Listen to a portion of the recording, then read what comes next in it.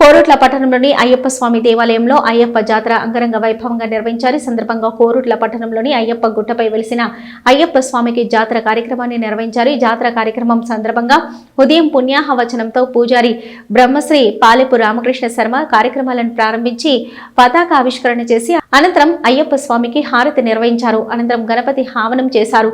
అయ్యప్ప స్వామికి పంచామృతాలతో అభిషేకాన్ని నిర్వహించారు. ఈ సందర్భంగా మహా అన్నదానం 18 మెట్ల పూజా కార్యక్రమాన్ని నిర్వహించి ఆలయ శాశ్వత అధ్యక్షులు చిద్రాల నారాయణ గురుస్వామి, ఆలయ అధ్యక్షులు అంబటి శ్రీనివాసు గురుస్వాములు 18 మెట్లు పడిని వెలిగించారు.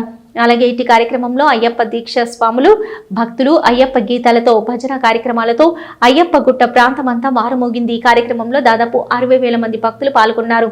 ఇట్టి జాతర సందర్భంగా భక్తులందరికీ మహా అన్నదాన కార్యక్రమం, సాయంత్రం రథోత్సవం నిర్వహించిన అనంతరం మహర్షి మర్దన కార్యక్రమం నిర్వహించారు. ఈ జాతర కార్యక్రమంలో మాజీ ఎమ్మెల్యే కల్వకుంట్ల విద్యాసాగరరావు, కోరుట్ల నియోజకవర్గం కాంగ్రెస్ పార్టీ ఇన్ఛార్జి జువ్వాడి నరసింగరావు, అయ్యప్ప ఆలయ కమిటీ కార్యవర్గం శాశ్వత సభ్యులు, అయ్యప్ప దీక్ష స్వాములు, భక్తులు, రాజకీయ నాయకులు, ప్రజాప్రతినిధులు మరియు తదితరులు పాల్గొన్నారు.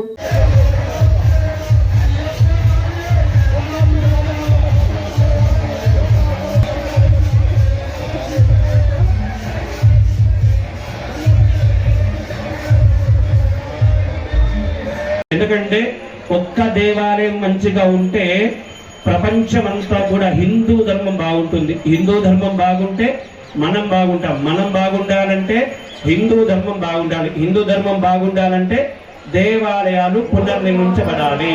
ఈ యొక్క శుభ సందర్భంలో మంచిగా జ్ఞాన సరస్వతి అమ్మవారికి, అదేవిధంగా శత్రు బాధ అనేటువంటి తొలగిపోయి సంపూర్ణమైనటువంటి ఆరోగ్యం కలుగుతుంది. దానికి అనుసంధానంగా